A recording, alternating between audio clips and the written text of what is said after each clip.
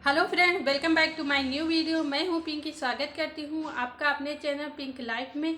तो आज की इस वीडियो में मैं आपको 3 ऐसे टिप्स बताऊंगी जिन्हें फॉलो करके आप सीटेट एग्ज़ाम को फर्स्ट अटेम्प्ट में क्वालिफाई कर सकते हैं। आप सिर्फ फर्स्ट अटेम्प्ट में क्वालिफाई ही नहीं कर पाएंगे बल्कि आप 120-130 नंबर तक ला सकते हैं। तो चलिए आपका ज़्यादा समय न लेते हुए वीडियो स्टार्ट करते हैं।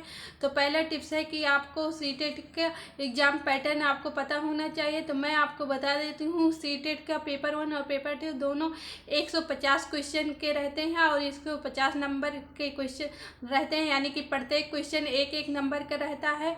तो पेपर 1 में आपके 5 सब्जेक्ट से क्वेश्चन पूछे जाते हैं, जैसे कि सीडीपी रहता है तो 30 नंबर का रहता है। इसी प्रकार ईबीएस 30 नंबर का और मैथ 30 नंबर का, और 2 लैंग्वेज रहते हैं, लैंग्वेज फर्स्ट और लैंग्वेज सेकेंड, दोनों भी 30-30 नंबर के लैंग्वेज रहते हैं।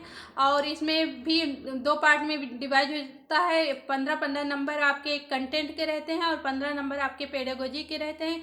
यानी कि अगर सीडीपी है तो इसमें 15 नंबर आपके कंटेंट के रहेंगे और 15 नंबर आपके पेडागोजी से क्वेश्चन आते हैं।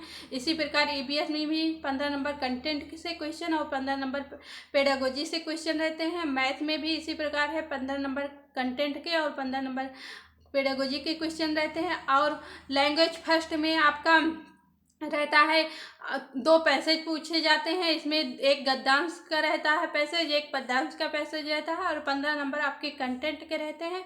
लैंग्वेज सेकेंड में आपका रहता है 2 गद्यांश ही रहता है, इसमें पद्यांश नहीं आता है। लैंग्वेज सेकेंड आप अगर लेते हैं उसमें तो, और 15 नंबर के आपके पेडागोजी के क्वेश्चन रहते हैं। तो इस प्रकार आपके टोटल 150 क्वेश्चन हुए, 15-15 नंबर, यानी 75 क्वेश्चन आपके पेडागोजी के आ जाते हैं और 75 क्वेश्चन आपके कंटेंट के रहते हैं। तो इसमें आप है पैसेज जो रहता है इसका आप फ्री का नंबर पा सकते हैं केवल इसे प्रैक्टिस करके। तो आप जितना ज़्यादा हो सके पैसेज की खूब अधिक प्रैक्टिस कीजिए। इसमें कुछ पढ़ने की कोई आवश्यकता नहीं है, केवल आप प्रैक्टिस करके पैसेज को में नंबर कलेक्ट कर सकते हैं। इसमें 15 नंबर फर्स्ट लैंग्वेज से और 15 नंबर सेकेंड लैंग्वेज से आप 30 नंबर का फ्री का पा सकते हैं। तो इस प्रकार आपका हो गया, आप 30 नंबर पा जाएंगे। आगे हम बात कर लेते हैं सेकेंड टिप्स की। तो सेकेंड टिप्स हमारा प्रीवियस ईयर पेपर को लेकर है। प्रीवियस ईयर पेपर आप जितना ज़्यादा हो सके अधिक से अधिक सॉल्व करिए, क्योंकि प्रीवियस ईयर पेपर जितना अधिक आप सॉल्व करेंगे उतना ही आपका कॉन्सेप्ट भी क्लियर होगा और साथ में आपकी स्पीड भी बढ़ जाएगी। और किस प्रकार के क्वेश्चन ज़्यादा पूछे जाते हैं ये भी आपको समझ में आ जाएगा, किस टॉपिक से क्वेश्चन ज़्यादा पूछे जा रहे हैं ये भी आपको समझ में आ जाएगा। तो उसी टॉपिक को आप पढ़िए जिससे ज़्यादा क्वेश्चन पूछे जा रहे हैं, उन टॉपिक को आप बार बार रिवाइज कीजिए और पढ़िए।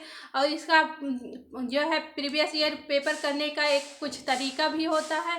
फर्स्ट ये, आप अगर प्रीवियस ईयर पेपर कर रहे हैं तो एक समय निर्धारित करके बैठिए। जैसे कि आपका 2.5 घंटे का पेपर रहता है तो आप कोशिश कीजिए कि वो आप 2 घंटे में कंप्लीट कर लीजिए। बाकी आप जो आधा घंटा बचता है उसमें आप अपना ओमार शीट भरेंगे और एक बार पुनः अपने पेपर को चेक भी कर सकते हैं। इस प्रकार आपका समय भी बच जाएगा और दोबारा आपको क्वेश्चन को चेक करने के लिए समय भी मिल जाएगा।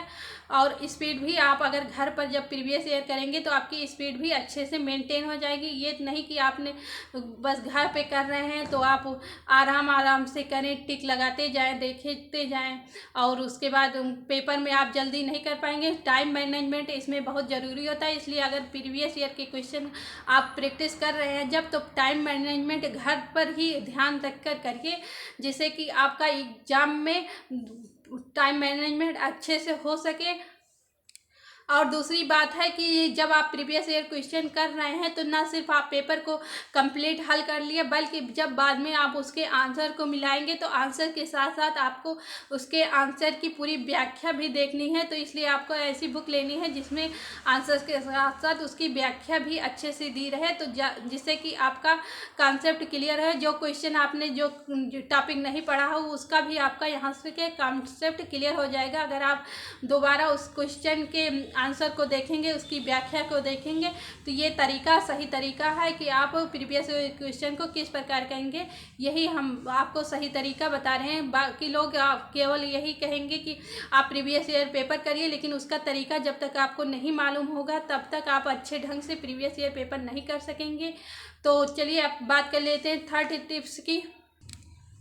थर्ड टिप्स है कि टैग वर्ड को लेकर, अगर आप जो सीटेट एग्जाम में टैग वर्ड पूछे रहते हैं, अगर उन टैग वर्ड को ध्यान में रखकर आप क्वेश्चनों को सॉल्व करेंगे तो आपके 100% सारे क्वेश्चन करेक्ट होंगे।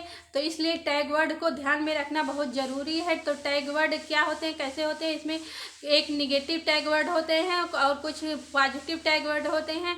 तो उन टैग वर्ड को आप पहले पढ़ लीजिए, और जब समझ लेंगे टैग वर्ड को, कौन से पॉजिटिव टैग वर्ड है, कौन से निगेटिव टैग वर्ड है, जब आपका क्वेश्चन पॉजिटिव में पूछा रहेगा, यानी कि पॉजिटिव में आंसर पूछा रहेगा, तो आपको देखना है कि ऑप्शन में कहाँ से पॉजिटिव वाला टैग वर्ड मिल रहा है। तो अगर आपको ऑप्शन में जो पॉजिटिव टैग वर्ड दिखेगा वही आपका आंसर रहेगा।